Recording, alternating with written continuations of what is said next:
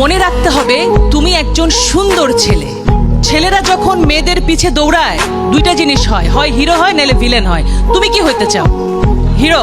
Villain হইতে চাইলে কি হবে জানো? পিছে পিছে দৌড়াবা, ওই যে পুলিশ এসপি সে ধরে নিয়ে আবার একটু পেদানি দিবে, মেয়েকেও পাবা না, মাইরও খাবা। ভাই ভালোই তো বাসছিলে, তুই কি দোষ করলা, তাই না?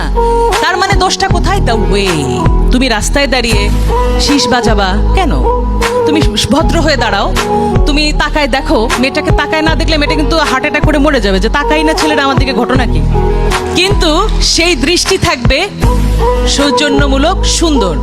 সুতরাং ছেলে এবং মেয়ে মিলে সুন্দর পৃথিবী গড়তে হলে তোমাদের জানতে হবে ছেলে অনেক ভালো, মেয়েরা অনেক ভালো। সুতরাং দুজন মিলে একটা সুন্দর পৃথিবী হবে। নিজের শরীরকে যত্ন নিতে হবে দুটি কারণে: নিজে সুস্থ হয়ে গড়ে ওঠা, নিজের যত্ন নেবে, তাহলে কি হবে, অনাগত যে বাচ্চাটা আসবে সেটাকে মনে রাখতে হবে একটা মেয়ের পেটে একটা বাচ্চা মানে সেই মেয়েটি মা হচ্ছে আর ছেলেটি বাবা হচ্ছে আর তাদের বাবা মারা নানি দাদি হচ্ছে। এটাই স্টোরি না, আসল গল্প হচ্ছে সেই শিশুটি বাংলাদেশের নাগরিক হয়ে জন্মাচ্ছে। আমার প্রশ্ন, কোন ছেলেটি একটা মেয়ের ওন্না ধরে টান দেয়? সে কি কোনো মায়ের পেট থেকে আসেনি?